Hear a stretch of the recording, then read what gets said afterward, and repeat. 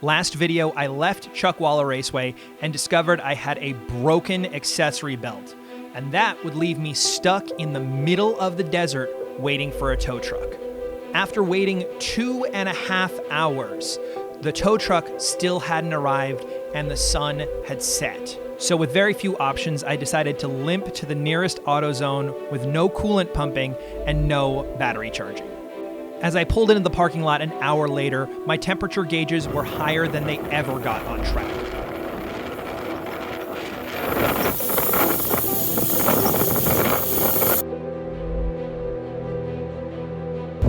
So the car is put back together. It's got a serpentine belt on again. I managed to drive this thing 50 miles without a serpentine belt. It is a beast of an engine that will never die. The only problem is now that the serpentine belt is on, every time I hit the accelerator, that squeak comes up because of the amount of coolant that got over all the pulleys. It's mostly just an annoyance, but it is stressing out that belt, and it's kind of part of what broke the belt in the first place. So I think I'm gonna get some gas and then get a hotel out here, because I would have another 100 miles to go to get home, and I don't know if this is gonna make it. Well, in the cold light of day, this is what it looks like. Coolant overflowed and hit just about everything, and you can see just how dirty that water pump pulley is. That's the new belt. And you know, if the stickiness is what tore apart the old one, then I don't know how long this one will last. If it was just because the old one was an old belt, that's fine, but I don't think it was more than 10,000 miles on the old belt. So, take a look and see how much of this we can clean up before we leave.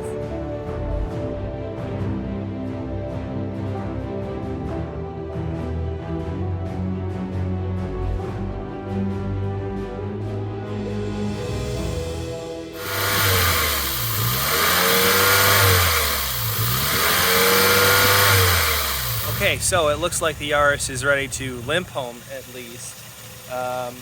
The radiator cap is still kind of jammed open, and the squeak seems to have gone, but you know, it comes back with whatever the alternator is doing. So hopefully I've got enough so I can at least drive it home, and we can figure it out from there. But the Yaris did make it back. It is safe in its garage, and I am safe at home. That's the story of getting back from Chuckwalla. Sorry I didn't have a bunch of footage on it, but honestly, I was just trying to get out of the desert, not record everything. I'm surprised I got any footage at all. The Yaris is back. It squeaked less and less throughout the drive as that coolant was getting off of the pulleys. There's multiple squeaking issues with that accessory belt, and I've been dealing with it on and off throughout owning the car. There's an issue with the alternator communicating with the ECU that causes the squeak sometimes. The coolant stickiness is something as well.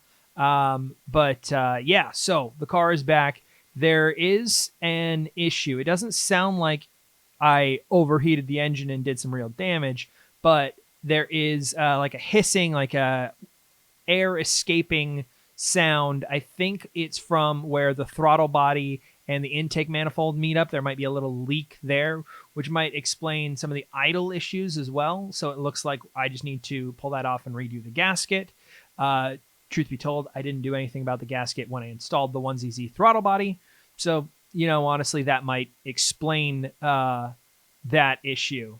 The next event for the Yaris, the next official event that I am taking it to, is not until September. So there's a lot of time to figure out what the issues are with the car and do some shakedowns and work on it. That event is going to be Laguna Seca, which is an amazing track, but A, it is a difficult and technical track, and B, it is far away. So I need to figure out some of the issues with the car before taking it up to Laguna Seca. especially some of the balance issues. You know, going through the corkscrew with a car with lift-off oversteer does not sound like a fun time.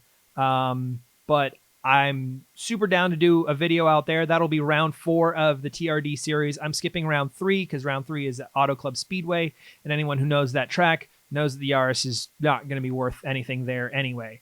But there's a lot of things that I can be doing between now and September to get the car ready for Laguna Seca, and hopefully we can take the car out to do some shakedowns, you know, go to autocross a couple times, and see if we are improving the car or making it worse, which is also entirely possible.